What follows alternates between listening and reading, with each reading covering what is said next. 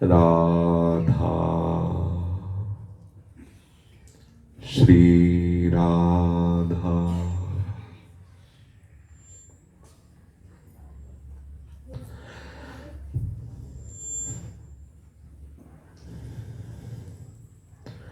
राधा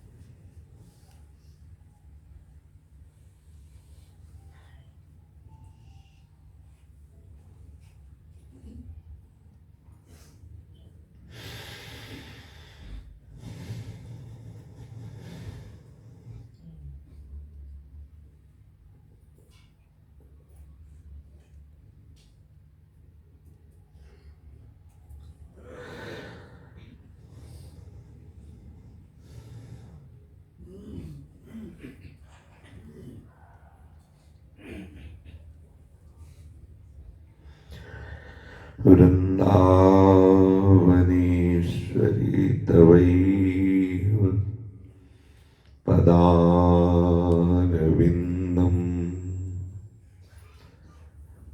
प्रेमामृतैकमकरन्द रसोघपूर्णम्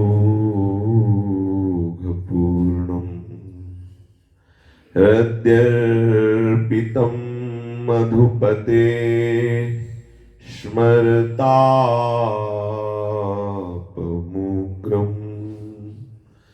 निर्वापयत्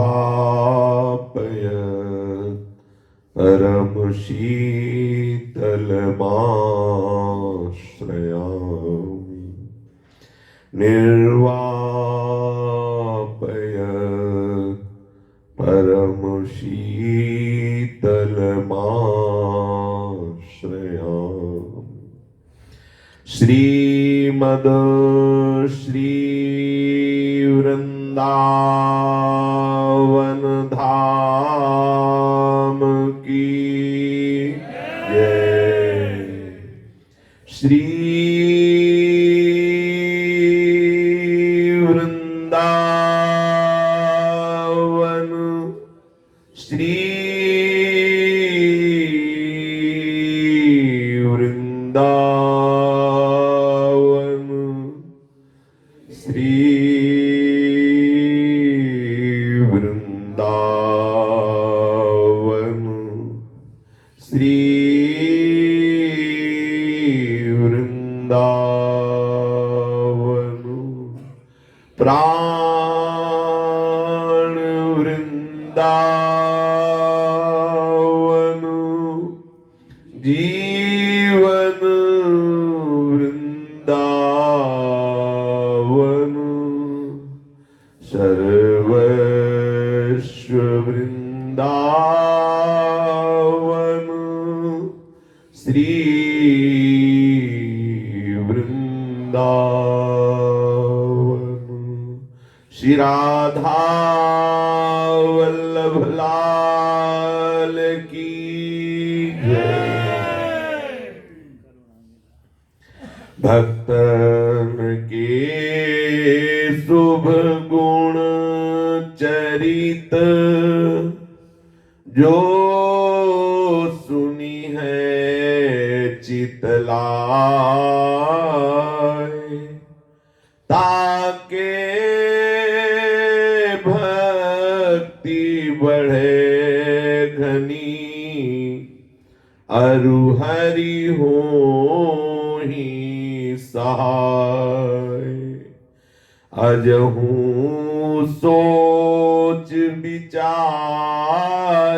के गही भक्तन पद ओट हरि कृपालु सब पाछिली छमी है तेरी हरि कृपालु सब पाछ दे, क्षमी है तेरी होठ। जिन महाभागवत भगवत प्रेमी रसिक संतों ने अपना संपूर्ण अंतःकरण श्यामा श्याम के चरणों में अर्पित कर दिया है, जिनके शरीर की संपूर्ण चेष्टाएं शास्त्र विधान के अनुसार होती हैं, अर्थात जिनकी ज्ञानेंद्रिय और कर्मेंद्रियों का बर्ताव शास्त्र सिद्धांत के अनुसार होता है, जिनका स्वभाव बन गया है प्रियालाल के रूप का चिंतन करना, प्रियालाल की लीलाओं का चिंतन करना, प्रियालाल के नाम का चिंतन करना, ऐसे महान भगवत प्रेमी महात्माओं का आश्रय, उनके अनुभूत वचनों का चिंतन मनन, उसे आचरण में उतारना, उनके द्वारा बताई हुई उपासना पद्धति से अपने चित्त को उपास्य तत्व में आसक्त कर लेना, यही जीवन का परम लक्ष्य है। यदि हमारा हृदय भगवत प्रेम से युक्त नहीं हुआ तो इस मनुष्य जीवन का और कोई लाभ नहीं माना जाएगा। लौकिक उन्नति स्वाप्निक है, यहाँ जो भी उन्नति दिखाई दे रही है वो स्वाप्निक है, इसका कोई महत्व नहीं है।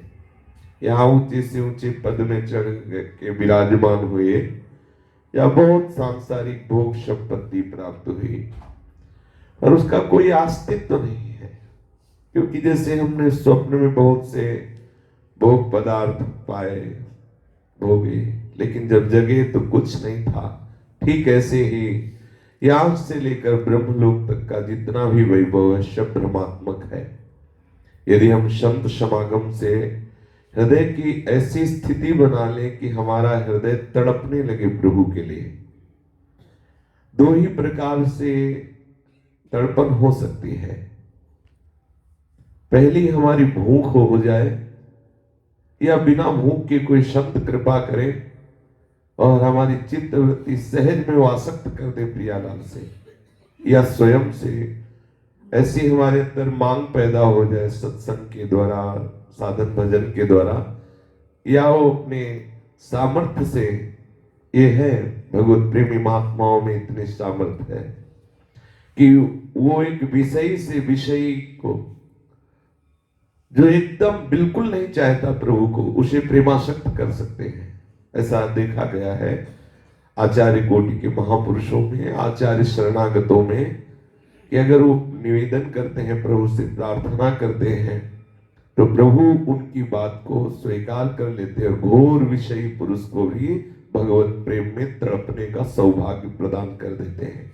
इसीलिए संतों के संग को मोक्ष से भी बढ़कर कहा गया, तात स्वर्ग अपवर्ग सुख, धरी तुला एक अंग, तूल न ताय सकल मिली, जो सुख लव सत्संग। पर इस मार्ग में चलने वाला जो जलन से भयभीत होता है, जिसको ये लगता है कि मेरे हृदय में जलन ना हो, मैं जलूं ना, वो इस मार्ग में चल नहीं पाएगा। तो संसार मार्ग में क्या शीतलता है क्या? यहाँ तो थोड़ी सी जलन के बाद शीतलता ही शीतलता है, और वहां थोड़ी सी शीतलता का आभास होने पर भी जलन ही जलन है। आपको आभास हो सकता है कि जो हमारा मन मांगता है वो यदि हम भोग देते रहें तो हमारा हृदय शीतल हो जाएगा। नहीं, इस मार्ग में आपको निश्चय करना होगा कि मैं आजीवन आपके लिए तड़पूं, आपके लिए जलूं, ये हमें वरदान दीजिए। ये मेरा हृदय आपके लिए विकल हो जाए, प्रीतम के लिए विकल हो जाए। प्यासे को जब पानी मिलता है तो बहुत सुंदर स्वाद लगता है जल का। हमारे अंदर प्रभु की प्यास पैदा हो जाए, हमारे अंदर प्रभु की आवश्यकता पैदा हो जाए, ये संत महापुरुषों के समागम से होती है।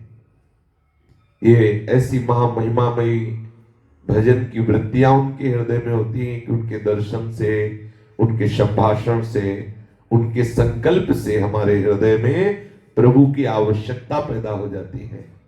वो आवश्यकता जी नहीं सकते आपके बिना। हे श्यामा श्याम, आपके बिना जी नहीं सकते।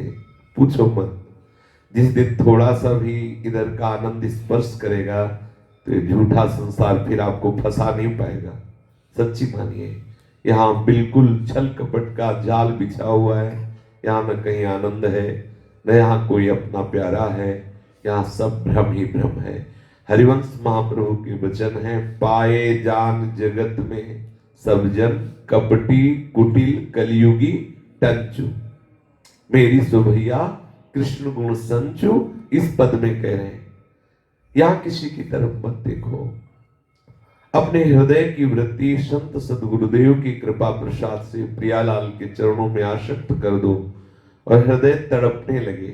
जैसा रसिक महापुरुष जन मांग करते हैं कि पद धाय गहो।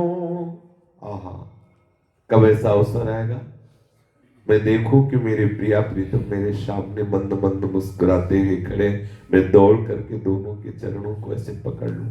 आहा, कब सौभाग्य होगा। ऐसा एकांत में बैठे बैठे लालसा करनी चाहिए, ये चाह करनी चाहिए।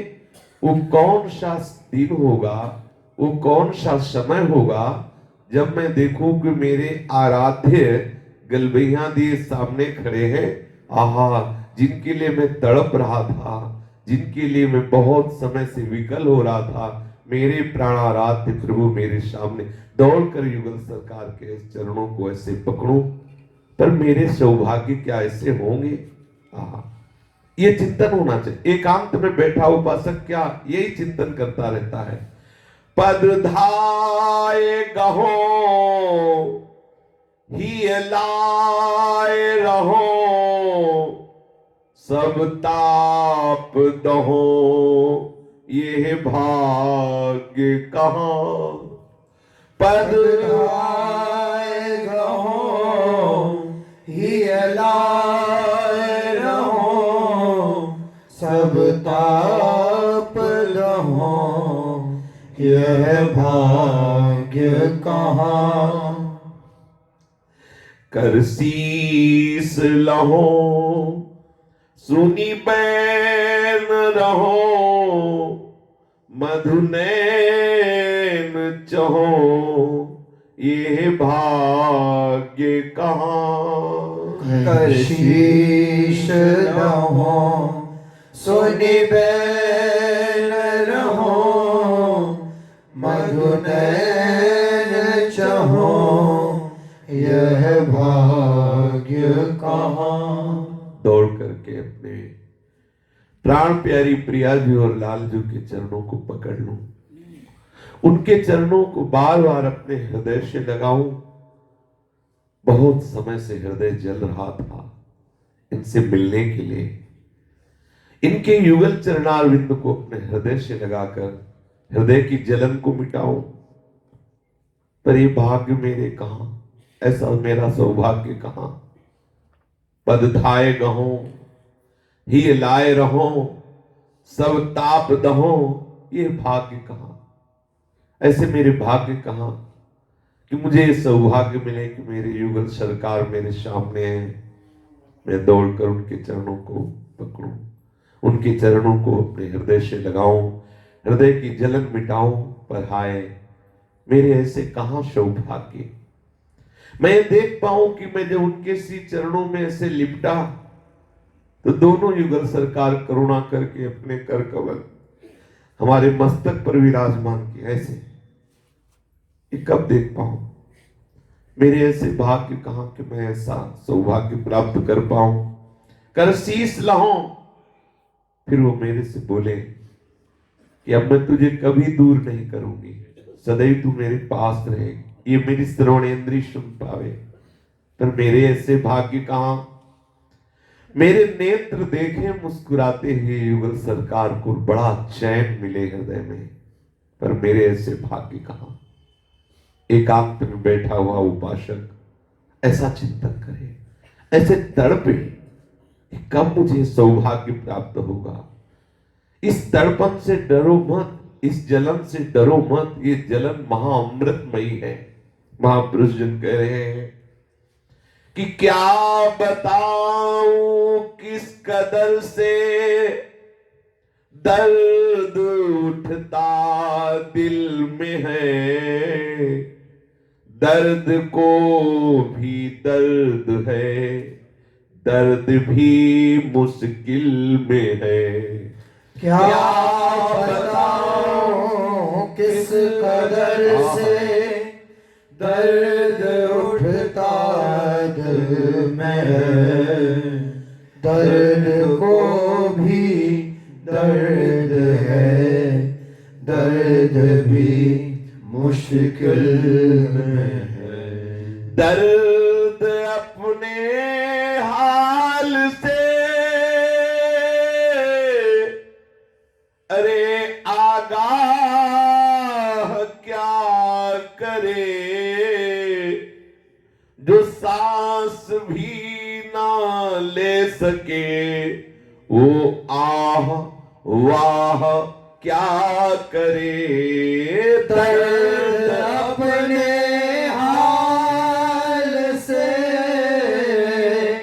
अरे आगाह क्या करे, जो सांस भी ना ले सके वह आवाह क्या करे। प्रभु के प्यार में कैसा दर्द होता है हृदय में, कैसे कोई वर्णन करे। कह रहे क्या बताऊं किस कदर से दर्द उठता दिल में है, दिल में कैसा प्रीतम से मिलने के लिए पीड़ा प्रकट होती है कि दर्द को भी दर्द है, दर्द भी मुश्किल में है। ये जो पीड़ा प्रकट होती है बेचारे दर्द को भी दर्द होने लगता है, दर्द को भी दर्द है और दर्द भी मुश्किल में है। वो दर्द भी सोचता मैं कहां फंस गया आके यार, दर्द को भी दर्द है, दर्द भी मुश्किल में है। ये जो भगवत मिलन की पीड़ा प्रकट होती है, प्रेम की पीड़ा प्रकट होती है, बोले दर्द अपने हाल से अरे आगाह क्या करे। कैसे तुम्हें बताएं कि इस दर्द में ना आह निकलती है ना वाह निकलती है, श्वास लेना मुश्किल होता है। जो सांस भी न ले सके वो आह वाह क्या करे, ना तो सराह सकता है ना आह कह सकता है ना वाह कह सकता है। प्राण प्राण है प्राणनाथ हे, प्राण प्रीतम हे प्राणेश। प्राण प्राण है प्राणनाथ हे, प्राण प्रीतम हे प्राणेश। परम रमण हे मधुर मधुरता, सुंदर सुंदरता का देश। परम रमण है मधुर मधुरता, सुंदर सुंदरता का देश। बिना तुम्हारे दर्शन के अब परमाकुल ये पीड़ित प्राण। बिना तुम्हारे दर्शन के अब परमाकुल ये पीड़ित प्राण। पाना सहज चाहते अब ही दुस्सह विरहा नल से त्राण। पाना सहज चाहते अब ही दुस्सह विरहा नल से त्राण। हे मेरे प्राणों के प्राण, हे मेरे प्राणों के नाथ, हे मेरे प्राणों से भी प्यारे प्रीतम, हे परम रमण, हे महा मधुरतर सुंदरता के चरम समुद्र, सुंदरता की चरम सीमा, महासौंदर्य देश में रहने वाले प्रीतम, अब तुम्हारे दर्शन के बिना मेरे प्राण व्याकुल हो रहे हैं। हे प्रीतम, आपके दर्शन के बिना अब जिया नहीं जा रहा है, पर मेरे में सामर्थ्य नहीं है। मैं दावा नहीं कर सकता कि देखो हमने आपके लिए सब विषय छोड़ दिए, आपके लिए सब सुख छोड़ दिए, इतने समय से केवल आपके लिए तड़प रहा हूं, ऐसा नहीं कह सकता। मैं सहज में आपको पाना चाहता हूं। मेरे में कोई योग्यता नहीं जिस योग्यता से मैं दावा कर सकूं कि अब आप मिलो, देखो हमने ऐसा आपके लिए किया। प्यारे, मेरे में कोई सामर्थ्य नहीं, पर मैं आपको पाना चाहता हूं और सहज में पाना चाहता हूं। आप सबके हृदय की जानते हो, देख लो मेरा हृदय आपके मिलन की चाह में जल रहा है। यह है जीवन का परम लाभ। हमारा प्रत्येक पल प्रीतम से पुकारता रहे। यहां भजन का तात्पर्य पुकारना, हृदय में आग ही आग पैदा हो जाए, जिस आग को कोई भी विषय बुझा न सके, किसी भी तरह का सुख, अनुकूलता, सम्मान हमारी आग को छू न सके। मेरा हृदय उस आग से जलता रहे। हा प्रीतम, कैसे मिलोगे? हा प्राण प्रीतम, प्रतिपल मेरा हृदय पुकारता रहे। आग से दामन बचाने का रहा यदि होश तो ये समझ लो प्रीति की दिल को नहीं पहचान है। आग से दामन बचाने का रहा यदि होश तो यह समझ लो प्रीति की दिल को नहीं पहचान है। यदि जलन से अपने को बचाने की बात तुम्हारे हृदय में है तो समझ लो अभी तुम्हें प्रीति का परिचय नहीं मिला है, अभी प्रेम का परिचय नहीं मिला है। यदि हृदय में ये बात हो कि मुझे जलना ना पड़े, मुझे प्रतिकूलता सहनी ना पड़े, मुझे अपमान सहना ना पड़े, यदि ये बातें हैं तो अभी प्रेम का परिचय प्राप्त नहीं हुआ, हृदय में अंकुरण नहीं हुआ है। शीस काट के भूधरे ऊपर राखे पाओ, इश्क चमन के बीच में ऐसा हो तो आओ। शीश काट के भूधरे ऊपर राखे पाओ, इश्क चमन के बीच में ऐसा हो तो आओ। जब लगी शीस न सौंपिए, जब लगी शीस न सौंपिए, तब लगी इश्क न होए। आशिक मरने ना डरे, पिए पियाला सोए। जब लगी शीश न सौंपिए, तब लगी इश्क न होए। आशिक मरने ना डरे, पिए पियाला सोए। जिन्हें प्रेम प्यालो पियो, झूमत तिनके नैन। नारायण वा रूप में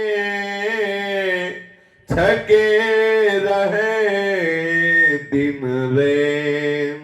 जिन्हें प्रेम प्यालो पियो, झूमत तिनके नैन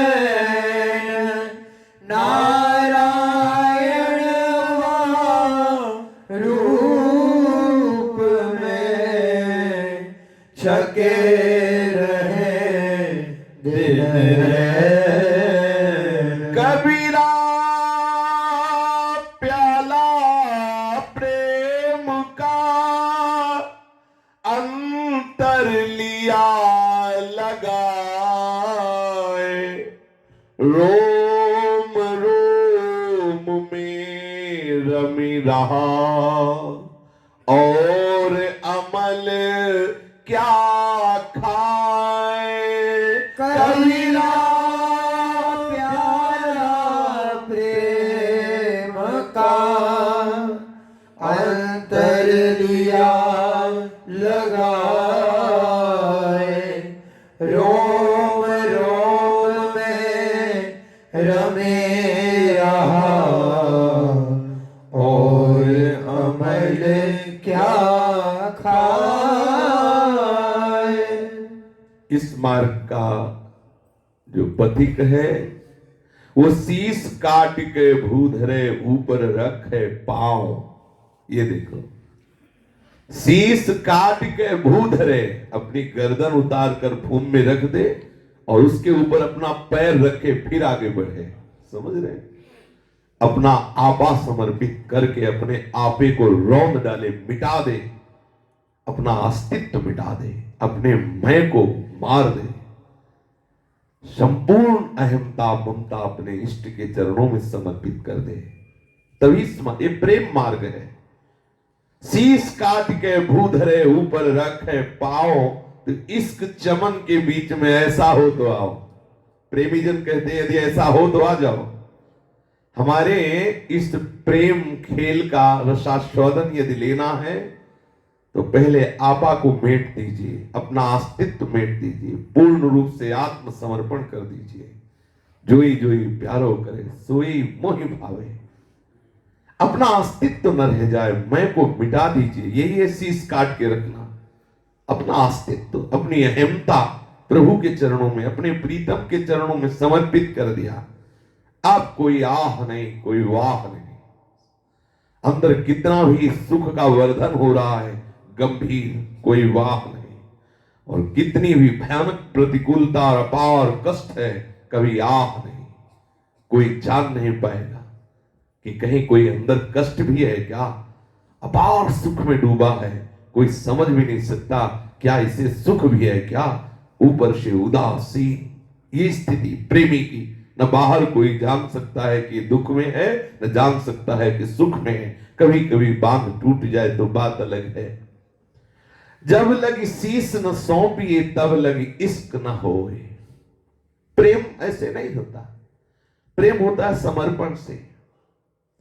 जब तक हमारे में अहम है तब तक कुछ लेने की आकांक्षा होगी तो उसे काम कहते हैं, प्रेम नहीं। प्रेमी लेने की आकांक्षा नहीं रखता, अपने प्रीतम को सुख देने की भावना रखता है। प्रेम में देने की सामर्थ्य आती है और काम में लेने की भावना होती है। प्रेमी वही है जो अपने अस्तित्व को समर्पित कर दे। जब तक अपना अस्तित्व बनाए रखोगे तब तक प्रेम मार्ग में आगे बढ़ना नहीं हो सकता। जब लग शीश न सौंपिए तब लग इश्क न होए।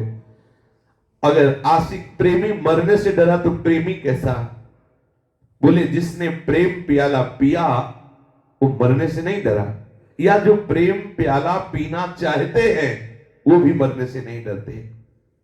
जिन्हें प्रेम प्यालो पियो झूमत दिन के नैन।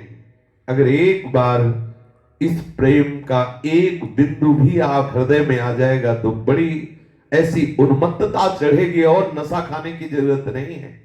जितने भी नशे हैं वो थोड़ी देर में उतर जाते हैं, 10 घंटा 20 घंटा, लेकिन ये नशा प्रतिपल बढ़ता रहेगा। हर नशा एक सीमा तक जाके घटता रहता है, खत्म हो जाता है। और ये कबीरा प्याला प्रेम का अंतर लिया लगाए, रोम रोम में रमी रहा और अमल क्या खाए। अब कोई नशा खाने की जरूरत नहीं।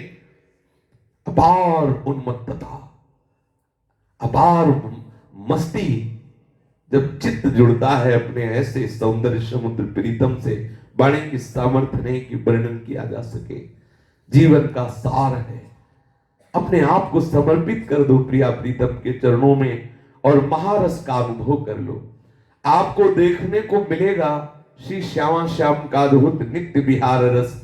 जहां से हम बिछुड़े वहां पहुंचना होगा। निश्चित समझो, यदि अपने आप को समर्पित कर दिया प्रिया प्रीतम के चरणों में तो आप देखोगे सुख। सखी आपको पकड़ेगी और ले चलेगी और कहेगी, चलो क्यों ना देखेरी खरे दो कुंजन की परछाई।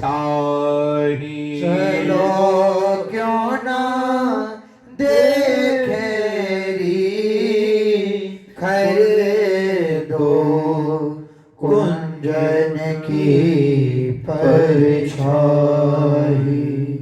एक भुजा गरिदार कदम की, दूजी भुजा गलबाही।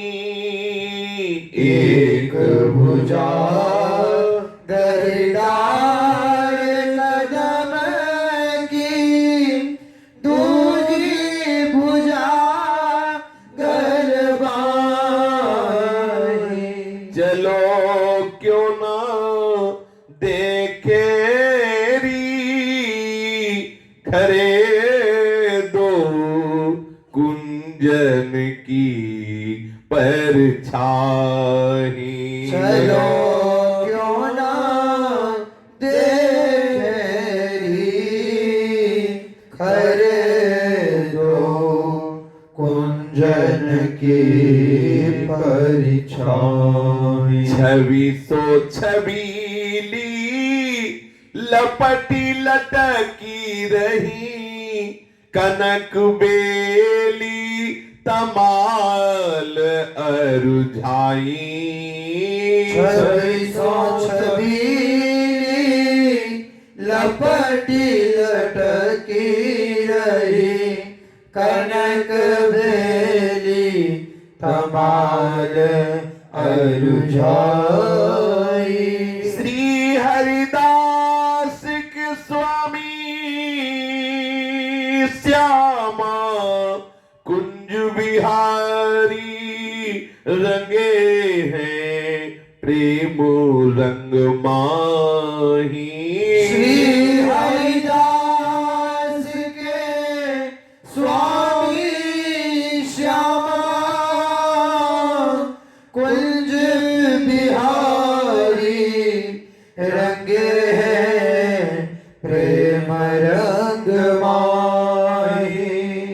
प्रभु की असीम कृपा से जब वृंदावन के रस के रसिकों का संग मिलता है, रसिकों के संग की कृपा से जब आत्म समर्पण हो जाता है, मन वचन कर्म से त्रिशुद्ध होकर किंचित मात्र अहमता ममता अन्यत्र नहीं, केवल प्रियालाल के चरणों में रसिकों की कृपा से जब संपूर्ण अहमता ममता समर्पित हो जाती है, तो अंतरदेश में आचार्य कृपा से सहचरी भाव का प्रादुर्भाव होता है।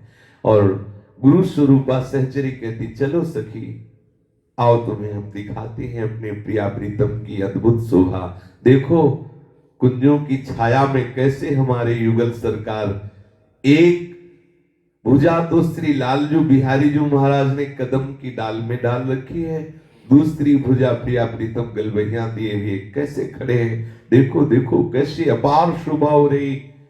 हमारी प्यारी जो छविसों छबीली लपटी लटकी रहे। आहा कितनी अद्भुत प्यारी झांकी है। हमारी लाडली जू श्री लालजू के हृदय से लगी हुई और लटकी, वो प्यार की लटकन, दोनों के नेत्र परस्पर लगे हुए हैं। और कैसे लालजू एक हाथ से कदम की डाल पकड़े हुए हैं और लाडली जू श्री लालजू के हृदय से लगी हुई है और संपूर्ण अपने श्रीअंग का भार लालजू के ऊपर, और रस भरी चितवन से श्री लालजू के मुख की ओर लालजू श्री लाडली जू के श्री मुख की ओर। चलो सखी ये शोभा देखते हैं। आहा ऐसा लग रहा है कि कनक की बेली तमाल पर अर्जी हुई है। तरु तमाल सो अरुज कनक की बेली। जैसे कनक की बेली तमाल श्याम तमाल पर अर्जु ही हो सखी, देखो कैसे हमारे प्रिया प्रीतम मिले हुए हैं। श्री स्वामी जी महाराज, श्री हरिदास जी महाराज कह रहे हैं कि हमारे श्री श्यामा और कुंज बिहारी देखो एक ही प्रेम रंग में रंगे हुए कैसे शोभायमान हैं, ये देखने को मिलता है। जो बड़े बड़े महायोगी यतियों के लिए भी दुर्लभ रस है वृंदावन के बिहारी जी का। जब रसिकों के प्रति पूर्ण आत्मसमर्पण उनकी बताई हुई उपासना पद्धति से हम अपने चित्त को लगाते हैं, फिर देखने को मिलता है श्री बिहारी जो ऐसी शोभा से युक्त हैं। फिर देखो सखी दोनों कैसे लटक लटक के चल रहे हैं। सो है लटकी चलन नव लाल की, सो है लटकी चलन नव लाल की। कैसे लटक लटक के प्रिया प्रीतम चल रहे हैं। आहा, कैसी नव किशोरी किशोर की अद्भुत शोभा, कैसी अद्भुत रसमयी ये कुंज भी थी, और प्रिया प्रीतम कैसे लटक लटक के चल रहे। देख सकी कैसी अद्भुत शोभा है। बीरुद सघन निवारण कर बर रुचि ले राधा बाल की, विरुद्ध सघन निवारण करवर रुचि राधा बाल की। सोहे लटकी चलन नव लाल की, सोहे लटकी चलन नव लाल की। वृंदावन की लताएं भी बड़ी कौतुकी हैं। देखा जब प्रिया प्रीतम लटक लटक के चल रहे हैं तो एक लता श्री लाडली जी के श्री चरणों का स्पर्श करने के लिए तत्काल झुकी और वहीं रुक गई। लालजू कहीं हमारी प्रियाजू के श्री अंग में किसी भी तरह ये लता की किसी भी तरह से कोई चुभना, कोई कष्ट देना, ऐसी कोई प्रक्रिया न बन जाए, चलने में कहीं लता बाधा ना दे दे, इसलिए लालजू लता अतिशय सुकोमल लता और आज्ञाकारी लताएं हैं। पर ये हट करके श्री जी के चरणों में इसलिए हैं कि इसमें भी नवीन नवीन लीलाएं छुपी रहती हैं। अब लालजू अतिशय दुलार करके प्यारी जू के चरणों में झुकी हुई लता को हटा रहे हैं और लाडली जू देख रहे हैं लालजू की आसक्ति के स्वरूप को। विरुद्ध सघन निवारण करवर रुचिलय राधा बाल की, श्री लाडली जू की रुचि लेकर श्री लालजू महाराज उन लताओं को हटाते हैं, रास्ता बनाते हैं श्री लाडली जू के लिए। अब लता ने सोचा कि कैसे हम युगल को थोड़ी देर अपने पास रखें, ये तो हमें हटाया और चल पड़े। तो उस चतुर लता ने श्री लाडली जू की मोतियों की माला उलझा ली अपने में। कबहू का सुरझावत डारिन ते उर्झनी मोतिन माल की, कबहू सुरझावत डारिन ते उर्झनी मोतिन माल की।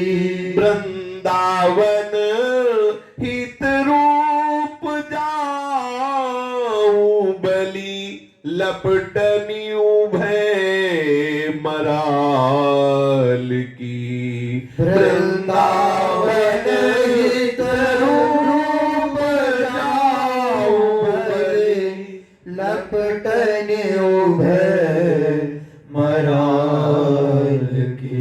एक लता ने ऐसी कौतुकमय लीला करी, जब लालजू ने उसे हटा दिया तो सामने वाली लता ने कहा कि अब मैं ऐसा उलझाऊंगी कि लालजू जल्दी से उलझा भी नहीं पाएंगे।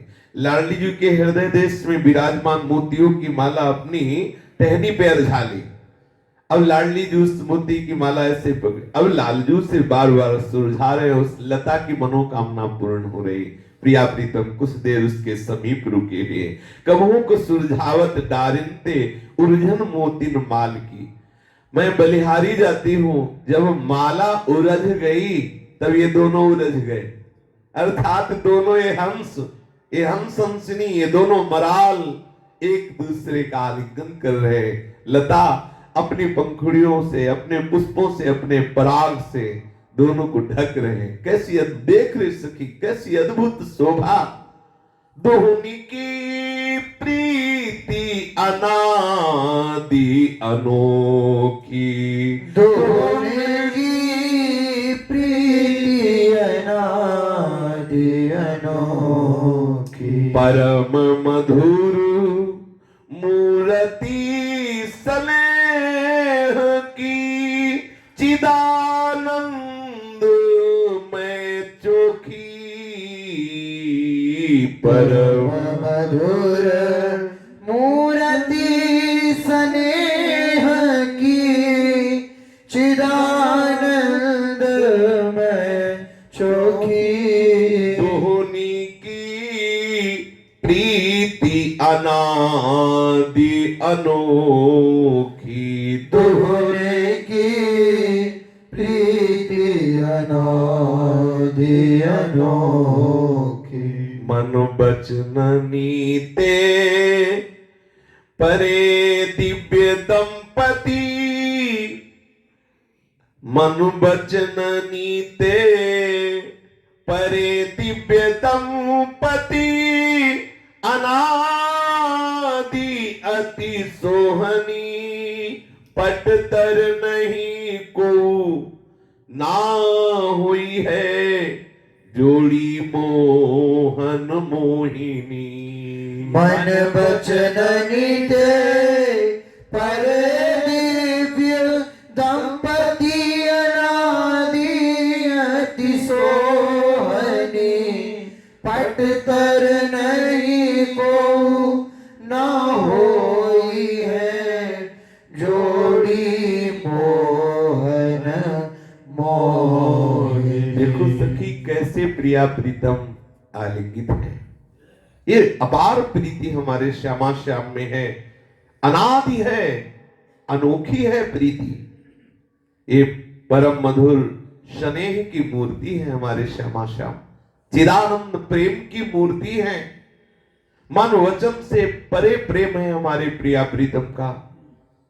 ये अनादि अति सोहनी जोड़ी सी वृंदावन की नौ निकुंजों में रसमय लीलाएं कर रही।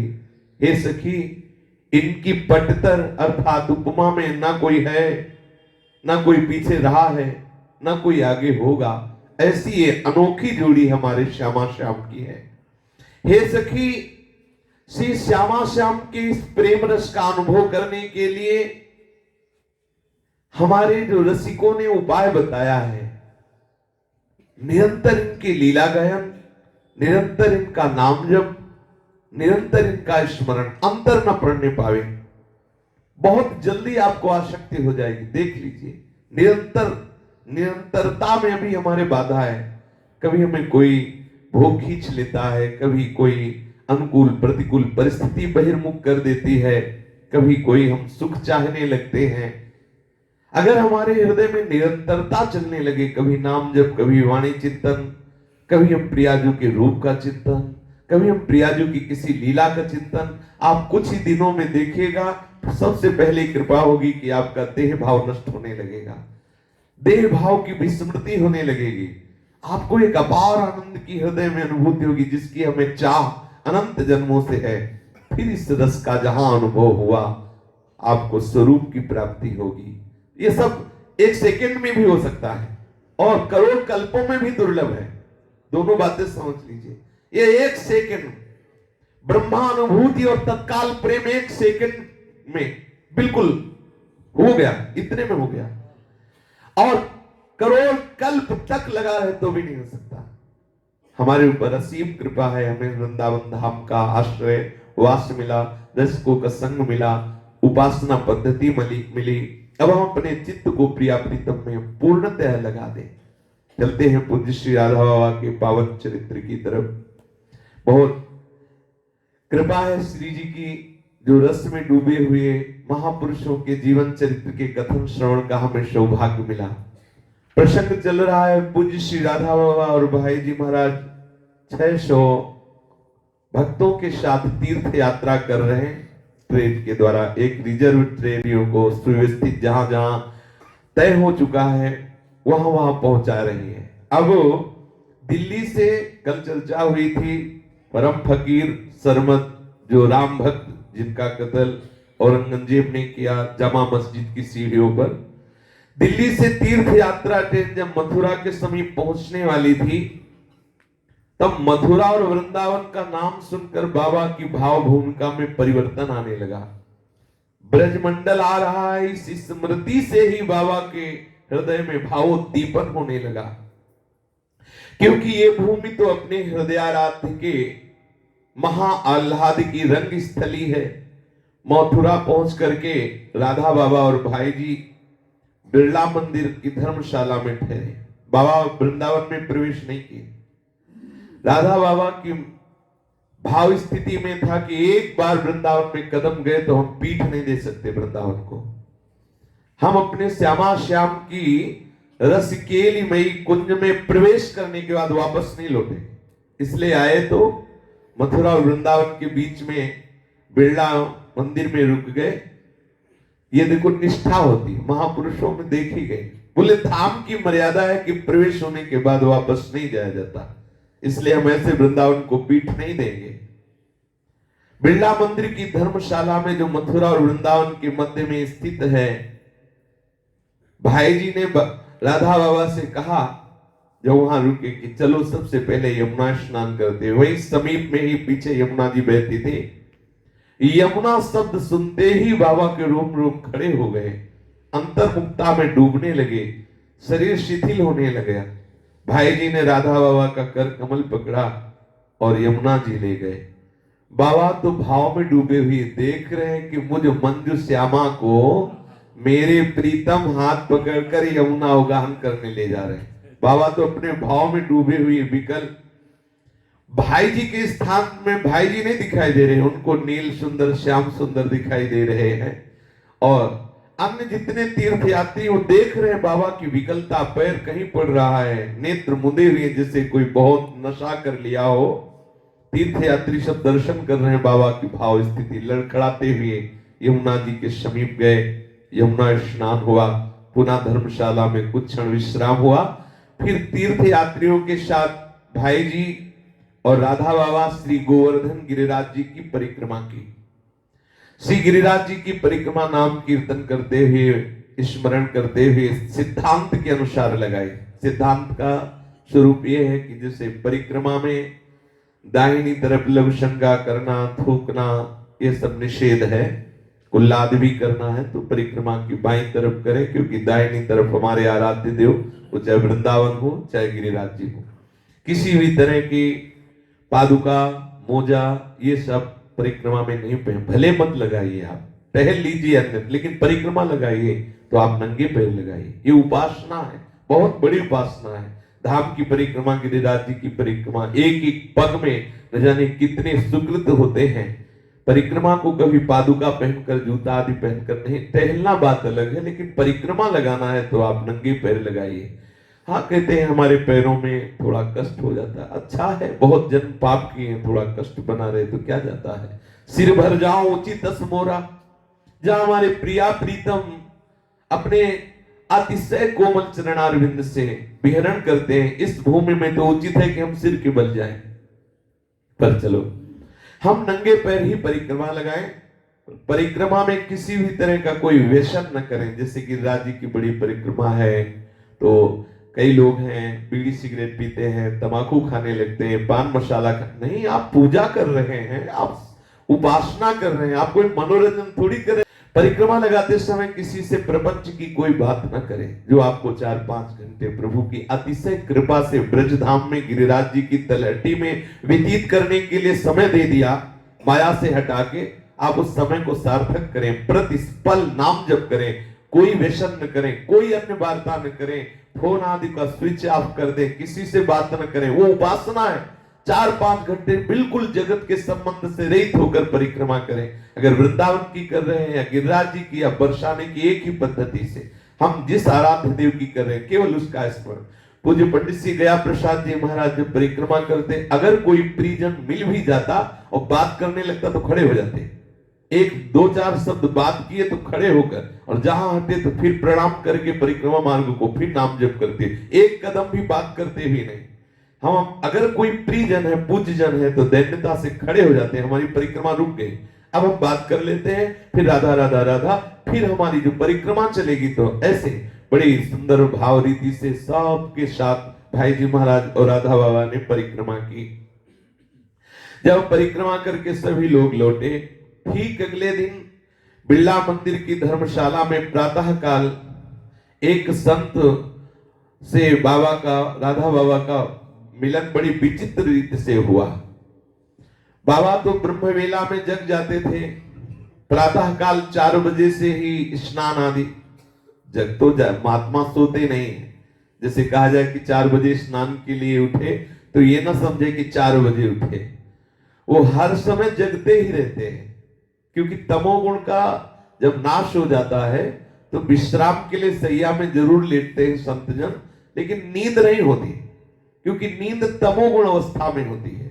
जिनकी सात्विक वृत्ति हो गई है, प्रेम के लक्षण हृदय में प्रकट हो गए, वहां नींद कहां, पर उनको ऐसा लगता है कि वो शोर है, वो दिखाई देगा ऐसा, तो क्या वो सोते नहीं है, वो तो जागृत स्वप्न सुसुप्ति स्फुरत में राधा पदाब्ज छटा, प्यारी जी के श्री चरण छटा में डूबे हुए चिंतन करते हुए उनका प्रत्येक पल जाता, चाहे जागृत हो, चाहे स्वप्न हो, चाहे सुसुप्ति हो।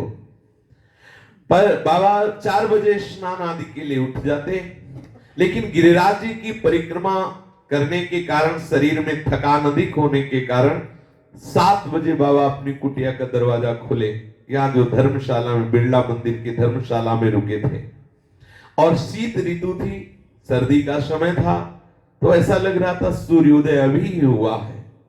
बाबा ने जीव ही कमरा खोला, एक घटना घटी। कहीं बैठे होंगे कोई महात्मा, अचानक वो भीतर फटाफट घुसे, दरवाजा बंद करके अंदर से सिटकिनी बंद कर ली, जिसमें राधा बाबा थे।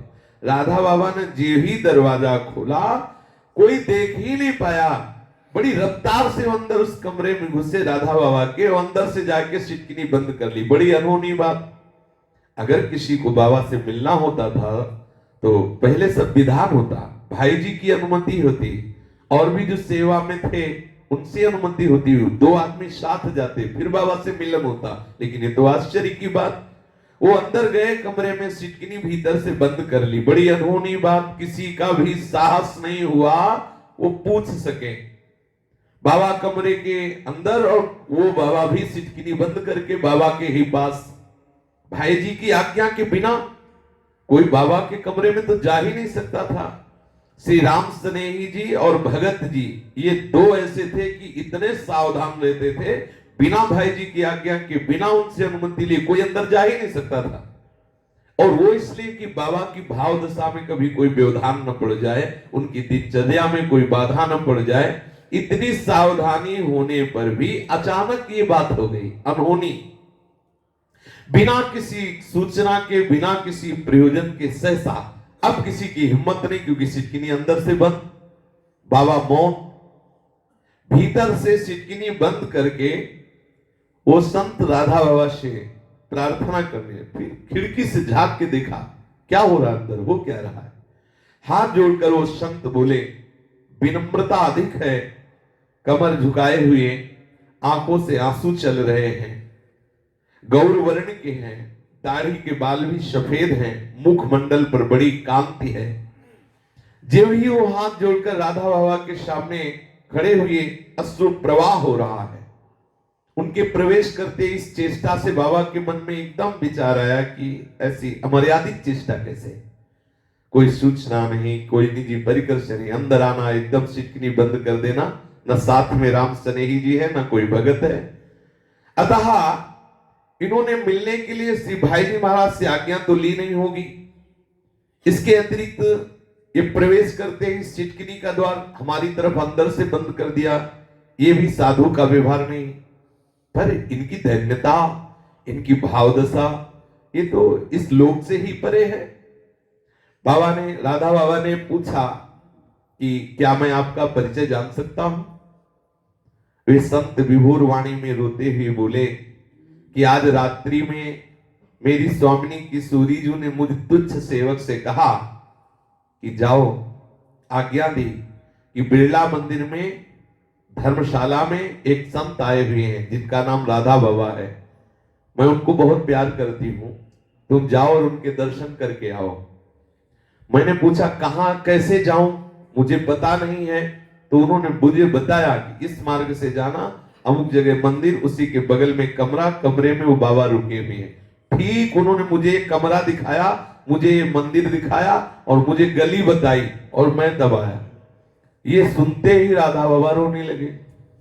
ये सुनते ही राधा बाबा रोने लगे। अंतर हृदय से बहुत रोना आया कि स्वामिनी जी ने मुझे अपना कहा कि मेरा एक निज जन है राधा बाबा, जाओ उसके दर्शन करो।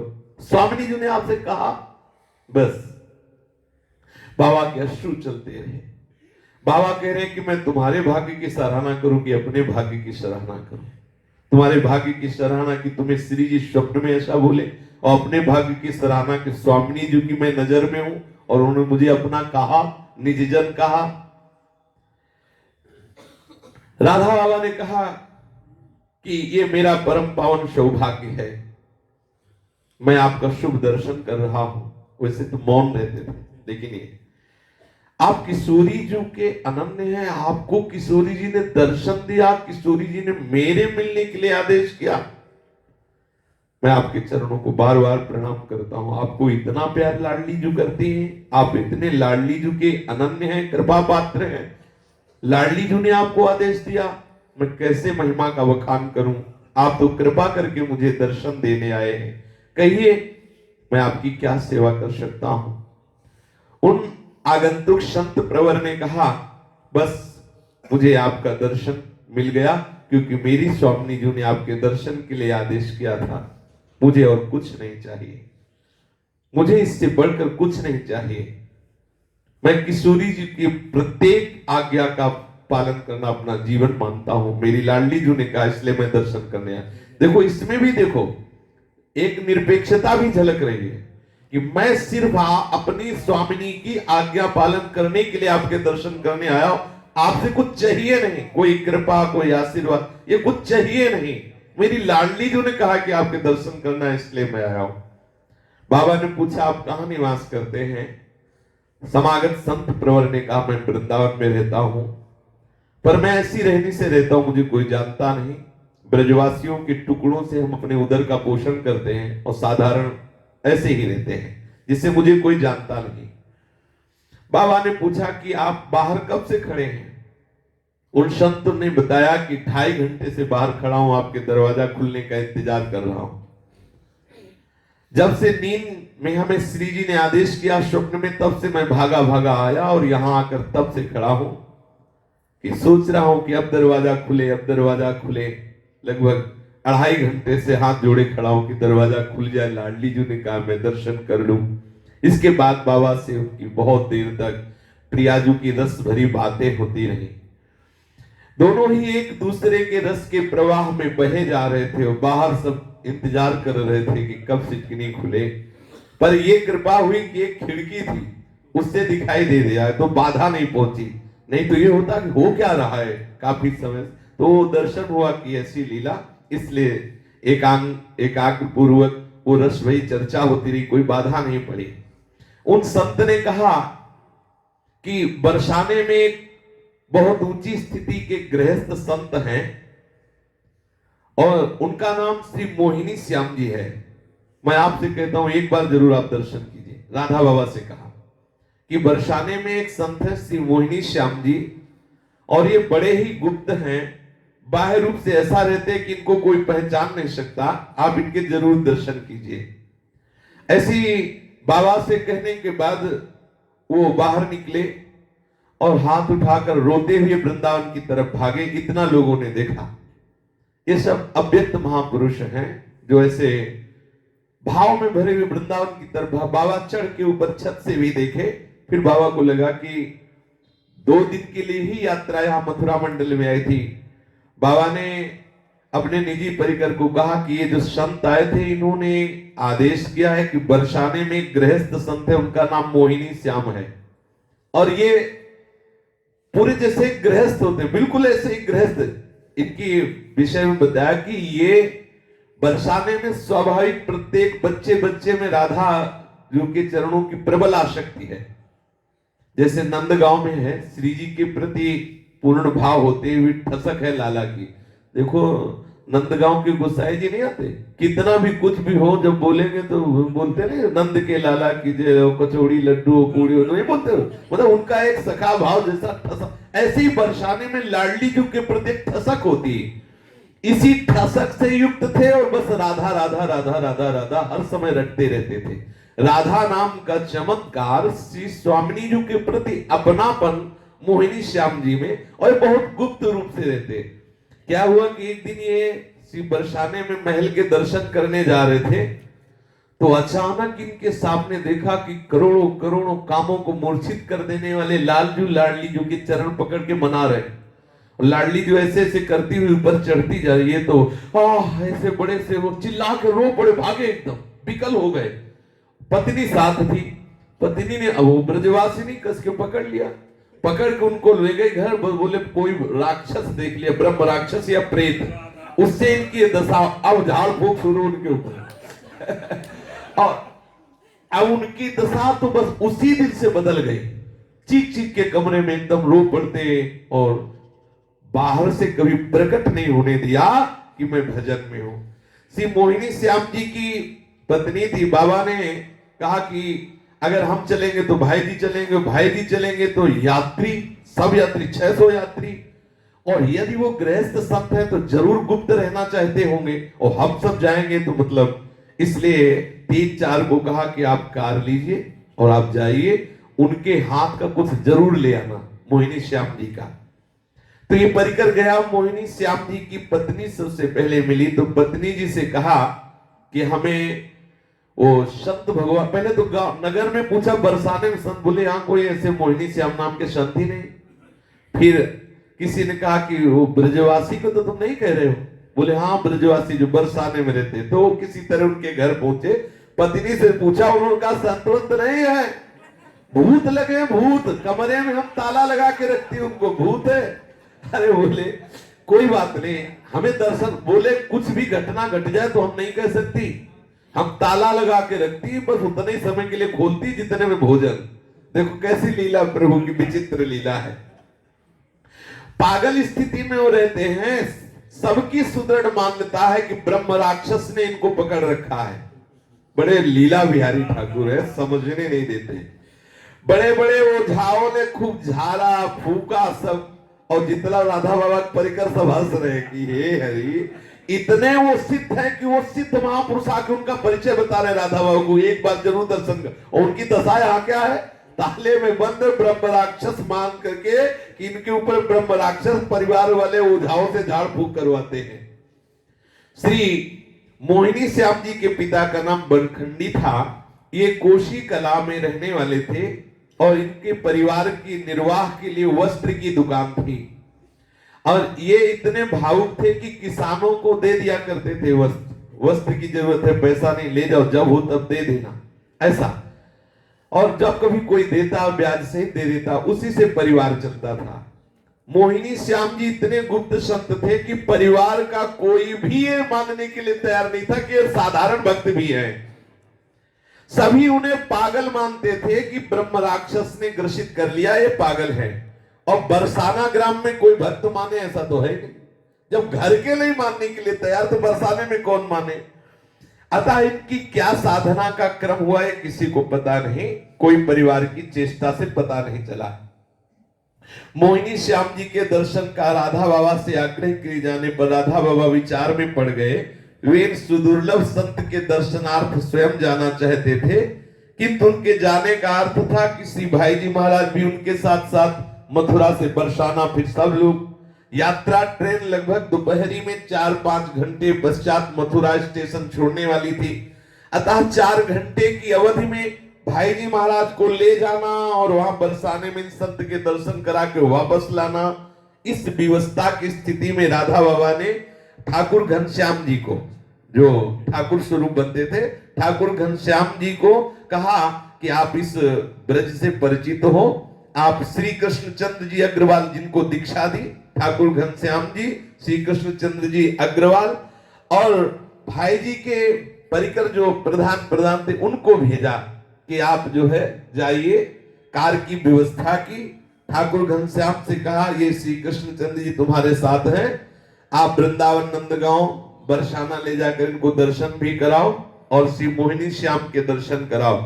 आप ये जरूर करना कि उन संत से स्पर्श की हुई कोई वस्तु जरूर लाना, चाहे रोटी, कुछ भी, कुछ जरूर स्पर्श करके लाना। उसका कारण था, पहली बात तो भावदेश की कि ऐसे महापुरुष का स्पर्श किया हुआ जल अन्न कुछ भी मिलना चाहिए, और दूसरी बात बाबा को पता तत्काल चल जाएगा स्पर्श होते ही कि किस कोटि के महापुरुष, किस धरा के महापुरुष हैं। यदि उनके घर में तुम लोग जा पाओ तो उनके घर की एक रोटी का टुकड़ा अवश्य लाना। वे महासिद्ध गृहस्थ संत हैं, बाहर के लक्षणों से कोई कह नहीं सकता कि वो कितने किस कोटि के संत हैं, परंतु वृषभानुनंदिनी श्री राधा जी ने उन पर कृपा की है और वो राधा कृपा पात्र संत उनके लिए, वो इसलिए आप जरूर उनके यहां से कुछ लाना। ठाकुर घनश्याम जी, श्री कृष्ण चंद्र जी अग्रवाल, ठाकुर के श्रद्धालु मोटर गाड़ी में बैठ करके छठी करा होते हुए गोवर्धन बरसाने नंदगांव की ओर अग्रसर हुए। यद्यपि ये संदेह था कि इन तीर्थों में मंदिरों के पट उन्हें खुले मिलेंगे अथवा नहीं, किंतु राधा बाबा की कृपा से मंदिरों के पट खुले मिले। शीघ्र सब दर्शन किए, बरसाना पहुंचे। इस मंडली ने श्री मोहिनी श्याम जी के बारे में श्री जी के मंदिर के गोस्वामियों से पूछा, लेकिन वहां निराशा मिली। किसी ने नहीं बताया कि इस कोटि के कोई संत है मोहिनी श्याम जी। फिर बाजार में पूछा, किंतु वहां भी निराशा लगी। बहुत खोज करने पर किसी ने बताया श्री मोहिनी श्याम जी एक बाल बच्चे वाले गृहस्थ हैं, वैश्य कुल में हैं, वैश्य कुल के हैं, कोई संत नहीं, सीढ़ी है, पागल है, ऐसा बताया। बरसाने में कोई संत नहीं है, सीढ़ी है, पागल है, ऐसे बड़बड़ाता रहता है ऐसा। उस व्यक्ति ने मोहिनी श्याम जी के घर ला करके छोड़ा, जिसने कहा सीढ़ी है, पागल है। उनकी रहनी देखकर तो जितने अपने लोग थे सबको आश्चर्य हुआ।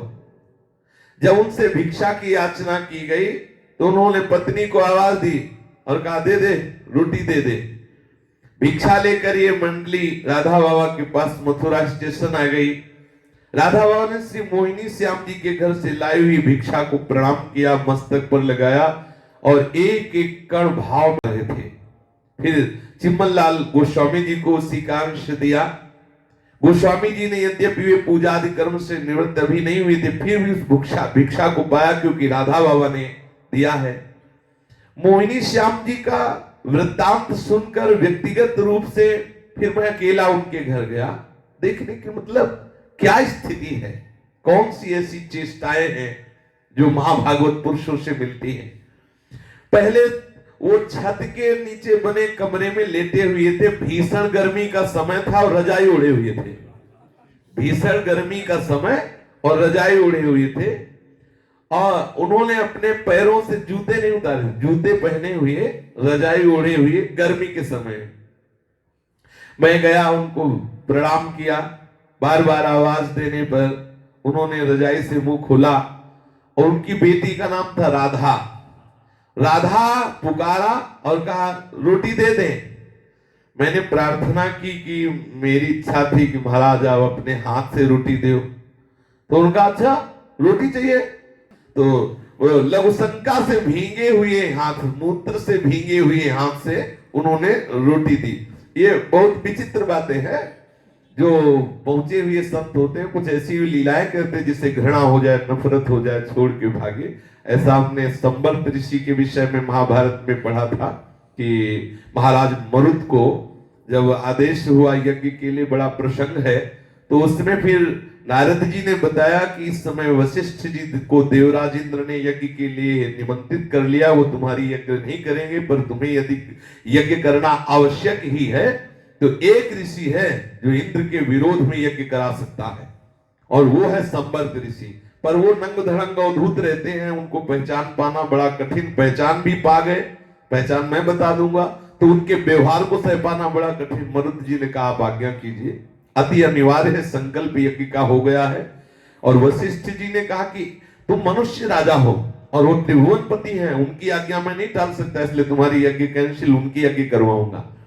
महाराज मरुत जब वाराणसी गए तो नारद जी ने बता दिया था कि 100 को देखते ही वो हट जाते हैं, तो आप एक 100 रखना मार्ग में, 24 घंटे नजर रखना। एक बार विश्वनाथ जी के दर्शन करने जाते हैं, वो बाल फटकारी हुई अवधूत जीव ही आए, 100 देखा तो पीछे हटे, स्वयं मरुत जी पीछे लगे तो भागे। वो बार बार लोग शंका करके ऊपर फेंकते, थूकते, मारते, गाली देते, ऐसा व्यवहार करते, लेकिन पीछे ही गए।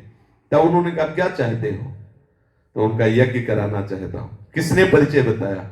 तब कहा कि देवर्षि नारद जी ने। तो कुछ ऐसे महापुरुष होते हैं जो बाहरी लीलाएं ऐसे करते कि कोई श्रद्धा ना कर पावे।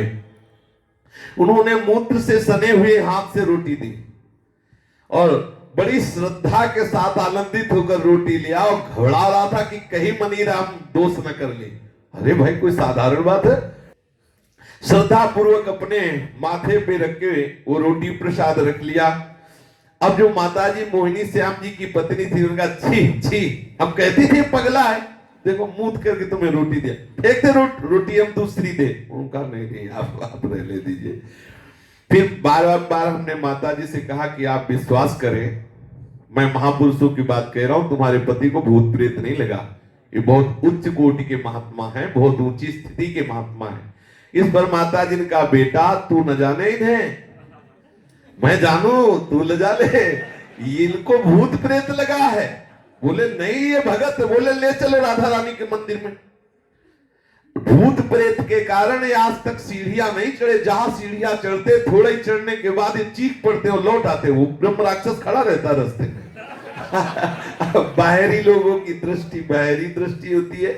तू ले चल राधा रानी के मंदिर में, अभी तुझे दिखाए। बहुत हंसने लगा कि कैसा प्रभु लीला विलास आपका है। माताजी ने बताया कि हमने कई बार राधा रानी के मंदिर ले जाने की चेष्टा की, पर ये सीढ़ी पे चढ़ते ही चीत्कार करके रोने लगते हैं और वापस फिर लौटने पड़ता है। मंदिर में प्रेत इनको चढ़ने नहीं देता। धारणा क्या बना, देखो ठाकुर की धारणा क्या, अगर वो ना खोले भेद तो कोई नहीं जान सकता। जो मोहिनी श्याम जी की पत्नी थी, माताजी से आज्ञा लेकर मैं उनके पास घंटों बैठा। वे मुझे अपने पास बैठा देखकर पूछती तू कौन है, मेरे पास क्यों आता है? इस पर मैं यही उत्तर देता कि मैं राधा रानी के बहुत बड़े कृपा पात्र महापुरुष का चरण आश्रित हूं, उन्हीं के बताए हुए मैं यहां आता हूं, आपकी कृपा चाहता हूं, इसलिए आपके पास दर्शनार्थ आया हूं। मैं उन्हें ब्रजरस के सुंदर गीत सुनाता उनको था, लक्ष्य था मोहिनी श्याम जी के भाव का उद्दीपन देखना, पर माता जी को लक्ष्य करके सुनाता, किंतु वो बीच में पद पूरा होने नहीं देते। मोहिनी श्याम जी चीख पड़ते, चिल्ला पड़ते, कोई भी लाइन जहां कोई शोभा की श्रृंगार की करते वो ऐसे चीख पड़ते मानो जैसे किसी को भूतावेश हो गया हो। मुझे तो पता था, मैं समझ जाता कि भावावेश में बाबा हो गए। और घर वाले कहते देखो देखो देखो ये प्रेत चढ़ा है, ये प्रेत है। ब्रज भाषा में घर वाले गांव वाले कहते देखो ये है प्रेती। कोई आज तक ओझा नहीं उतार पाया। तो कितनी मुसीबत की बात है, वो प्रेम में चढ़े छूछा वाले ओझा के उनको झाड़ते। बड़ी विचित्र लीला ठाकुर की है। जैसे ही मैंने एक श्रृंगार रस का प्रथम पंक्ति गीत गाया, वो मुझे चीख कर टोक करके बोले क्यों आया है हमारे पास, क्यों ये सब सुना रहा है? तू ब्रजवासी तो है नहीं, फिर यहां क्यों बैठ के सुना रहा है? मैं उनकी नहीं सुना, फिर सुनाने लगा। फिर वो विक्षेप करके बोले क्यों विक्षेप कर रहा है, क्यों सुना रहा है? अर्थात तो सहन नहीं होता, इतना प्यार कि प्यार भरी बातें श्री जी की सुन के सहन नहीं होता। एक दिन मैंने उनके एकांत में कहा कि बाबा आप चाहे जितनी ये लीला करें, हमारे गुरु ने बता दिया है कि आप कोई पागल लागल नहीं हो, आप सिद्ध महापुरुष हो प्रेम के। पर हम एक बात ये जानना चाहते हैं कि आप राधा रानी के मंदिर में चढ़ते समय ही भयभीत होकर क्यों चीख पड़ते हो, भागाते हो? ये क्या? ये लोग कहते हैं कि आपको प्रेत लग जाता है सीढ़ियों पे, ये क्या है? पता नहीं कौन सी कृपा हुई, एकदम वो सहज में बोलने लगे, जैसे नॉर्मल, एकदम जैसे कोई नशा उतर गया हो। ये लीला होती है संतों की, बड़े विचित्र विचित्र लीला बिहारी होते हैं। हमने देखा है कि इछावर, यमुना किनारे इछावर था फतेहपुर जिले में, तो वहां एक थे ठक्कर स्वामी, 1000 रुद्राक्ष की गुड़िया की माला, रुद्राक्ष की गुड़िया की 1000 माला, मतलब पूरा तुलसी की 1000 कितनी बड़ी होगी, और रुद्राक्ष की मतलब इतना बड़ा रुद्राक्ष, 1000 गुड़िया उससे जपते थे ऐसे। अब वो दयालु हो उठे और उन्होंने कहा कि तुम्हें सच्ची बताए, मुझे कोई भूत वूत नहीं दिखाई देता।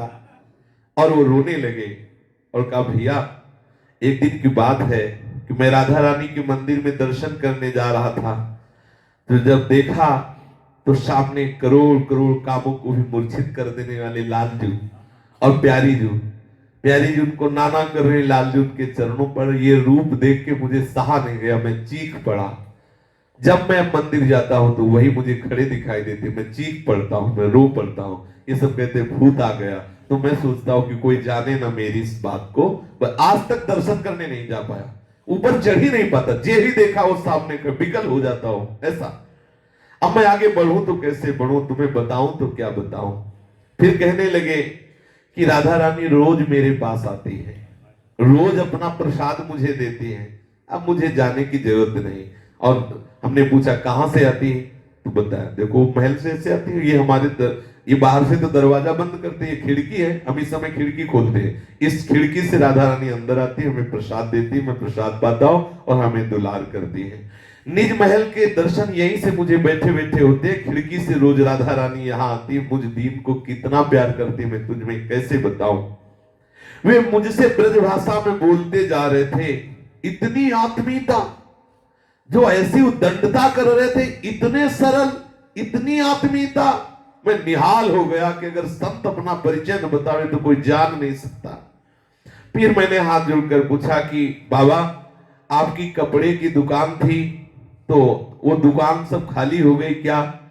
तो उन्होंने कहा कि एक दिन यही वही लाला मेरे पास आया और कहा कि ये सब ब्रजवासी मेरे निजी परिकर सबको लुटा दो, तो हमने सबको लुटा दिया। दुकानें देखो, ये बावरों का देश है, अब कौन मानेगा इनको भक्ति चढ़ी है, यही नहीं लगे पागल है। देखो पूरी दुकान लुटा दी, पूरी दुकान सब ब्रजवासियों को लुटा दी, और उन्हें ठाकुर जी का आदेश हुआ कि सब मेरे परिकर सब लुटा दो, तो दुकानें लुटा दी।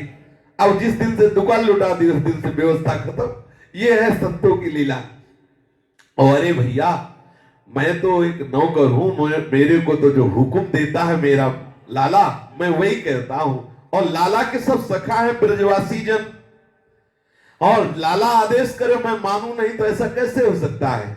अब बोले भैया, मोते अपने सखान के लिए वो मांगे और मैं कंजूसी करूं, ऐसा नहीं। जैसा उसने कहा मैंने कर दिया। घंटों उनके पास बैठता, उनकी भाव भंगियां देखता। अनन्य प्रेमी के पास कितने सुंदर सुंदर प्रेम के प्रमाण होते हैं, फिर वही प्रेम की चर्चा करें, ओहो खो जाता, ऐसा लगता मैं किसी विशेष दिव्य देश में बैठा हूं। श्री मोहिनी श्याम जी में देखा कि जब प्रेम समुद्र का उफान आता, वो बोलना चाहते बोल नहीं पाते, उनका कंठ रुक जाता, शरीर पुलकित हो जाता, रोम रोम से ऐसा लगता मानो सौंदर्य की किरणें निकल रही हो। कभी कभी हमने देखा उनका कमरा निर्मल प्रेम ज्योति से प्रकाशित हो रहा है, देखा संपूर्ण वातावरण प्रेम में हो रहा है, प्रेम विवल होकर आंखों से प्रेम की अश्रुओं की धारा बहने लगती। उनकी जब ये दशा देखी तब लगा कि अगर संत कृपा ना करते तो ये स्वरूप देख ना पाता। वही स्वरूप मुंह से हाथ धो के रोटी, ऐसा लगता कि फिर लगता कि पागल, देखो कृपा की तब दिखाया। फिर वो कहने लगे कि जाओ तुम, नहीं तो ज्यादा देर बैठोगे और हमारा रोना धोना परिवार वाले सुनेंगे तो तुम्हें गाली देंगे, गरियाएंगे, अन्यथा तुमको हमारे घर वाले गरियाएंगे कि और पागल को परेशान कर रहा है, इसलिए अब तुम जाओ। श्री मोहिनी श्याम जी की सबसे छोटी पुत्री थी राधा, उसका विवाह दिल्ली के राज्यपाल शंस फर्म के किसी पार्टनर से हुआ था। बहुत ही सुंदर वो थी। एक दिवस मैंने मैया से पूछा कि मैया, बाबा ने तो दुकान लुटा दी, अब ये घर का खर्चा, लड़कियों का ब्याह, ये सब कैसे चलता है? क्या उपाय है धन का? कहां से तुम ब्याह के लिए संपत्ति लाते हो? तो माता जी ने कहा, बहुत सरल थी, कोई कपट उनको छू नहीं गया था। उन्होंने कहा कि हमारे घर में गुम्हार है। गुम्हार माने घर के अंतरतल में, वहां से जब जब मैंने मिट्टी की जमीन को खोदा ऐसे, तो वहां एक देवता रहता है, गुम्हार का देवता, और हमारी वो निर्वाह करता है। जिस दिन से तुम्हारे बाबा पागल हुए, दुकान लुटा दी, तो हमें जितनी आवश्यकता होती है यहीं से रुपया मिल जाता है हमको। माता जी ने कहा कि यहीं से मुझे रुपया मिल जाता है। जितनी संतान, पढ़ाई लिखाई, ब्याह बर, जब हमें जरूरत होती तो वहीं जाती, खोदती, वहीं मिल जाता है, रुपया मिल जाता है। उन्हें प्रथम पुत्री के विवाह की चिंता लगी। उन्होंने बताया कि कैसे हमें रात से पता चला कि यहाँ रुपया मिलेगा। जब प्रथम पुत्री के विवाह की बात आई, मुझे बहुत चिंता लगी, तो हमने कुछ जो जेवर थे बेच के गुड़ खरीद लिया कि समय पे गुड़ महंगा बिक जाएगा तो उसी से बेटी के ब्याह कर देंगे। दुकान तो बाबा ने लुटा दिया, बाबा को प्रेत लग गया, पागल हो गए, कमाई का कोई आश्रय नहीं था। गुड़ की तेजी आने वाली थी, ये सुना था, इसलिए सब जेवर बेच के गुड़ ले लिया। अब हुआ क्या, जब बेटी के ब्याह का समय आया तो गर्मी में गुड़ पिघल करके सब फर्श में जमा हो गया। अब ब्याह के लिए कोई पैसा नहीं, तो हम बहुत उदास थी, तो वही गुड़ समेट रही थी, तो उसमें कुछ चिकना सा दिखाई दिया, तो देखा मोहर एक, फिर और खोदा तो और मोहर निकली। अरे पुत्री का ब्याह बड़े धूमधाम से हो गया। अब तो जब जब हम वहां खोदती तभी जब आवश्यकता होती तो हमें मिला। जब हमारे परिवार वालों ने पूछा कि इतने रौब से तुम ब्याह कर रही, बेटी का पैसा कहां से आया, तो हमने बता दिया कि गुम्हार की खुदाई की, वहां मिल गया। परिवार वालों ने कहा कि पूर्वजों की संपत्ति, हमारा भी अधिकार है, और हमको डांटा फटकारा, गुम्हार की हाथों खुदाई की, किसी को कुछ नहीं मिला। माता जी ने कहा कि फिर जब दूसरी बेटी के ब्याह की बात आई, हमने फिर गुम्हार खोदा, तो फिर वहां पर भी मिल गई, फिर मोहरे मिल गई। अब मुझे जब आवश्यकता होती तब गुम्हार का देवता मुझे मोहरे दे देता है। अच्छा, पूरा गांव से खोदे तो वहां नहीं मिलेगा, लेकिन जब ये मोहिनी श्याम की पत्नी खोदे और आवश्यकता होगी तो वहीं से मोहरे निकल जाएंगे। ऐसा अपने लोगों के भी सब अपने अपने गुड़ खरीद लो लेकिन पति पागल होना चाहिए। जितना व्यापार है सब लुटा दो पहले ब्रजवासियों को, जो भी है सब ऐसे, तो कुम्हार का देवता खुशी हो जाएगा। और ये ब्रज भूमि है, बड़ी महिमामयी है। और मेरे 7 बच्चों का ब्याह इसी कुम्हार के देवता से हुआ। जब जो जरूरत हुई खोद लिया, निकाल लिया। और जितने भी छूछक और नेग आदि हैं वो सब इसी से हुए। माता जी से के मुख से सुनकर मुझे बहुत आनंद हो रहा था कि देखो भगवान अपने भक्तों का कैसा पोषण करते। बार बार नरसिंह मेहता की भात की बात याद आ रही थी कि जैसे ठाकुर जी आकर के भात भरे, ऐसे ही भगवान अपने भक्तों का कैसा योग क्षेम निर्वाह करते हैं। प्रत्यक्ष उदाहरण इन माता जी से मुझे मिला। अच्छा, वो गुम्हार की जगह में कोई ताला नहीं लगा था, खुला रहता, और कोई भी खोदे कभी एक सिक्का नहीं मिला। और जब माता जी जितनी आवश्यकता होती वो मिल जाता। मोहिनी श्याम जी के परिवार के कोई और खोदे तो नहीं मिलेगा, मोहिनी श्याम जी की पत्नी। अब कुछ निषेध नहीं था कि वहां कोई जाए ना गुम्हार पे, एकदम खुला ऐसे बड़ी विलक्षण बात। देखो स्वर्ण मुद्राएं वहां से जितनी आवश्यकता होती भगवान देते। श्री मोहिनी श्याम जी की मृत्यु भी बड़ी विलक्षण रीति से हुई। एक साधु बरसाने में 30-40 वर्ष से भिक्षावृत्ति से रहते। उसे विशेष चमत्कार ब्रजवासियों के टुकड़े पाने वाले में ही देखे गए हैं। सेठों के रबड़ी रसगुल्ला खाने से कुछ और चमत्कार होते हैं, लेकिन ब्रजवासियों के झूठे टुकड़े या उनके अपमान भरे वचनों से युक्त जो भिक्षा है, मधुकरी है, वो भागवतिक चमत्कार प्रकट करती है। ऐसा परहेज रखे कि हमारी जबान राजी हो जाए ब्रजवासियों के अन्न की, और हमें ये लगे कि ब्रजवासियों के अन्न के सिवा हम और कुछ ना पावे, तो देखो अपने आप दिव्यता आने लगेगी। और उसके जब थोड़ा शरीर में कुछ कमजोरी आई, परेशानी आई, तो उसकी बहू आदि ने बहुत प्रार्थना की और वो चली गई। हमें बहुत कष्ट हुआ, बहुत कष्ट हुआ। 45 वर्ष से वृंदावन, अरे मरने जा रही हो, सब काम तुम्हारा हो गया, अब काहे को जा रही हो? बोले सेवा कौन करेगा? श्री जी की अनंत सहचर्या है, आप विश्वास कर लीजिए, विश्वास कर लीजिए। यदि आपके पास कोई नहीं होगा तो हम तो कहते हैं मनाओ कोई ना हो, जो आवे फटकार के भगा दो। तो श्री जी की सखियां आएंगी, आप देखोगे, देखना। ऐसे आपको विश्वास ही तो नहीं है भागवती, यही विश्वास है कि वो बहू सेवा कर देगी, लड़के सेवा कर देंगे, परिवार की सेवा कर, ये ठीक बात नहीं। घर जाना होगा और जिससे हमारे उदर का स्थूल निवृत्त हो जाएगा। हृदय में एकदम आह निकला कि अरे 40 साल से मधुकरी वृत्ति से बरसाने में रह रहा हूं, ये मेरे अंदर बात कैसे आ गई कि मैं जन्मभूमि जाऊं और अच्छे अच्छे पदार्थ पाऊं। हाय, बरसाना छूट जाएगा, पर उदर में सूल ऐसा कि कोई उपाय नहीं, बड़ी वेदना। अब वो श्री जी को उपालंब देकर, उलहना देकर रोने लगे और कहने लगे तुम्हारे होते हुए हमको बरसाना छोड़ के जाना पड़ेगा केवल अपने उदर पोषण के लिए। सिसक सिसक के रो रहे थे कि धिक्कार है इस नासवान शरीर को जो लाडली जी के धाम से मुझे हटाने की बात सोचवा दी। बहुत अंदर से दुखी हुए और श्री जी से कहा कि क्या आपके पास मुझ शरणागत को दाल चावल कच्ची रसोई नहीं मिल सकती जिससे मेरे उदर का सूल मिट जाए? शब्द याद रखो, कह रहे हैं क्या दाल चावल रोटी कच्ची ऐसी सुव्यवस्थित नहीं मिल सकती जिससे मेरे उदर का कष्ट मिट जाए? अब उनको पता नहीं कि उदर में कैंसर है। अब उदर की जो पीड़ा है वो और बढ़ती ही चली गई। साधु रो रहे थे तो उसी समय लाडली जू लगभग 15 वर्ष की आयु के रूप में आई और पूछा बाबा तू काहे को रोए, किस लिए रो रहा है? तो उन्होंने कहा कि मेरे उदर में सूखी रोटी खाते खाते बहुत कष्ट हो गया है और मुझे चाहिए दाल चावल रोटी ऐसे मिले तो मेरा उदर ठीक हो। तो उनका ठीक है, मेरे पिता रहते हैं यहाँ, उनका नाम मोहिनी श्याम है, उनके पास जाओ, तुम्हारा दाल चावल रोटी मिलेगा और जो दाल चावल रोटी पाते ही तुम्हारा उदर सूल खत्म हो जाएगा।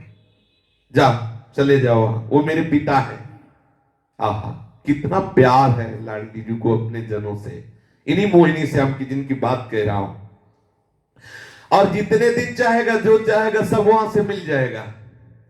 वो बालिका जो कह के गई, मोहिनी श्याम जी के समीप वो संत गए, मोहिनी श्याम जी के घर पहुंचे। संयोग का ऐसा विधान कि परिवार वाले मोहिनी श्याम जी को तारे में बंद करके किसी निमंत्रण आदि में गए होंगे, कोशी कला में कोई उत्सव था उनके परिवार का, कोई रिश्ते नातेदार का, तो उनको ताला में बंद। परिवार वाले को कोई श्रद्धा नहीं थी कि वो भगत है। इतनी उच्च कोटि की स्थिति के महापुरुष के साथ व्यवहार होता था पागलों वाला, और ताला में उनको बंद कर दिया और 5-7 दिन के लिए गए हुए थे। अब परिवार को गृह कार्य से बरसाना छोड़कर जब बाहर जाना पाओ, मोहिनी श्याम जी के पास पूड़ी रख दी जाती कि 5-7 दिन के लिए वो सूखी पूड़ी खा लो, पानी का एक घड़ा रख दिया जाता और बाहर से ताला लगा दिया जाता। एक खिड़की थी जिस खिड़की से श्री जी के आने की बात तो कहते थे। और मोहिनी श्याम जी के पास वो महात्मा गए तो देखा नंग धड़ंगो पड़े हुए, आंखों से अश्रु चल रहे, शरीर की शुद्धि नहीं है। आहा, जब देखा कोई आ गया तो रजाई डाल लिया। अब मुख्य द्वार पे ताला लगा हुआ था। अब वो महात्मा गए, मोहिनी श्याम जी पुकारा। अब साधु की पुकार सुनकर, वैसे तो किसी की सुनते ही नहीं थे, पर श्री जी ने भेजा था इसलिए 24 घंटे वो किसी की बात नहीं सुनते थे। कोई पुकारता रहे, बुलाता रहे, वो ऐसी चेष्टा करते थे कि उनसे किसी से मतलब नहीं, पागल है वो ऐसा। अब मोहिनी श्याम जी तो प्रिया प्रीतम में नित्य डूबे रहते थे, लेकिन प्रिया प्रीतम की ऐसी कृपा कि वो अपने चिन्मय प्रिया प्रीतम के विलास से थोड़ा बाहर आवाज आई और उन्होंने सुना। बाह्य होश में नीचे उतरे और पिछवाड़े की एक खिड़की थी, उसी से कहा क्या बात है, कैसे आना हुआ? उन्होंने कहा कि आपकी पुत्री मिली थी, वो बता रही थी कि आपकी हम बेटी हैं, मोहिनी श्याम जी की बेटी हैं, हमने पूछा तुम्हारा नाम क्या है? बोले हमारा नाम राधा है। और उन्होंने कहा कि तुम्हें जो भिक्षा चाहिए, मेरे पेट में बहुत सूल रहता है, तो मुझे दाल चावल और कोमल कोमल ये सब भिक्षा चाहिए। तो उन्होंने कहा मेरे पिता से ले लो जाके, और मेरे पिताजी तुम्हें दे देंगे। तो मैंने पूछा कि कहाँ, अभी अभी मिल जाए? बोले हाँ हाँ, अभी तो हम बना के रखे आई है, रसोई के छीके पर ये सब बना रखा है, अभी बना के रखे, तुम जाओ के पिता से कहो जाके। मोहिनी श्याम जी तो भाव में डूबे हुए हैं और आनंद में डूबे हुए हैं कि मेरी बेटी तो दिल्ली में है। वो राधा जिसका नाम था, ये समझ गए कि ये सब श्री जी की लीला है। आश्वासन दिया और कहा कि मेरे पास तो सही पूछो तो नमक डाल के पूरी बना के कई दिन के लिए रख गई है, और एक घड़े में पानी है। जब हमें भूख लगती है तो एक नमक मिली हुई पूरी खा लेते हो, पानी पी लेते हैं। अब तुम कह रही हो कि रसोई बना के रख गई, तुम पहले देखूंगा। वो खिड़की से उतरे, रसोई घर में गए, छीके में देखा तो बिल्कुल ताजा दाल, ताजा चावल, ताजा फुल्का। समझ गए कि ये सब किशोरी जी की करतूत है। और वो रोटी महल की रोटी, महल की रोटी में अलग होता है। ओहो, समझ गए। फिर उन्होंने सोचा इसके पेट में दर्द क्यों होता है, तो एकाग्रता की पता चला कैंसर। तो उनका भोला भाला साधु जानता नहीं इसके कैंसर है। उन्होंने अपने हाथ से भोजन उतारा और कहा पाओ, आज के बाद कोई वेदना तुम्हारे उदर में नहीं होगी। और उसको भोजन दिया और उसका कैंसर ले लिया। देखो, उसको भोजन दिया और उसके उदर का कैंसर ले लिया। अब भयानक इनके उदर में शूल प्रकट हो गया, मोहिनी श्याम जी के, और उसी कैंसर के शूल में इनका शरीर पूरा हुआ।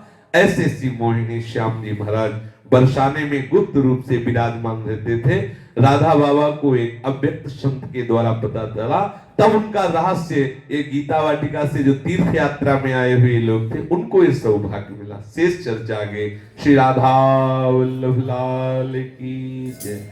जय जय श्यामा, जय जय श्याम,